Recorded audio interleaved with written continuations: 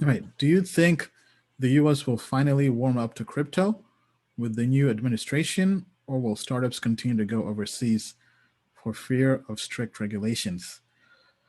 Wow. I mean, I think so. I'll answer this, then Bill can also can chime in. So, because as a blockchain company in the US, this is something that definitely affects us. So, we've been speaking with our Securities Council for over a year, specifically on just crypto regulation in the US. And what he told us was anybody besides Jay Clayton is going to be better for the US, because Jay Clayton has basically been like the antichrist. He's basically forced all crypto entrepreneurs to go offshore. I mean, to a point, even us, we've had to have offshore entities for. I mean, because I had one back in Ireland. We also had 100x that was offshore. That was in Hong Kong and Cayman. So crypto regulation has there's been lack of clarity, and lack of clarity is not good, especially when you see people now still being sent lawsuits, threatening to go to court, jail. For example, BitMEX. What's happening with BitMEX? Arthur Hayes, an American, is now possibly has basically been indicted. So all this unclarity does not help entrepreneurs wanting to innovate here in the crypto and blockchain space. So until there's really been clarity, I don't think it's going to change, but we are optimistic because now there'll be somebody new in power, basically in the SEC, possibly even the CFTC. I've not been following that part of the I guess of the country.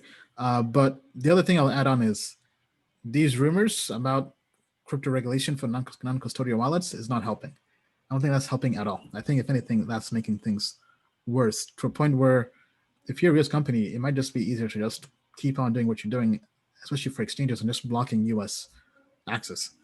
Bill, what do you think? Okay, so I think there's going to be a balance. I think if the primary job of government is to protect the people, then, law enforcement and regulators have to be able to make sure nobody launders money and people pay their taxes, right? As legit people in the crypto space, we want regulators and law enforcement to be as happy as possible. Okay. We don't want them to wreck the space, but the more integrity the crypto market has, the better it is for all of us. Okay. Now, governments are realizing, and I think PayPal is perhaps solving a lot of this problem for them, is governments know that people need to protect their purchasing power in this environment, right? Like our show starts with what's going on with Bitcoin and what's going on with ETH.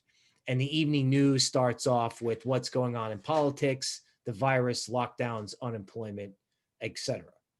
So governments have bigger problems, and crypto can help solve those problems. It can help protect people's purchasing power. The intelligence community wants people to have more than one choice for currencies in case of a problem. So again, crypto has a value proposition that now stretches across big funds, retail, national security. Let the regulators clean it up, but I think it's only got to get more friendly because, the writing is on the wall that everybody benefits from a crypto market that works and goes up. Absolutely. I mean, everybody definitely does benefit when we all go to the moon and beyond. I mean, even regulators, because they get tax income. That's right. All right. So tell us what you think. Do you think regulation is going to change now that there's a new administration? Share your thoughts down below.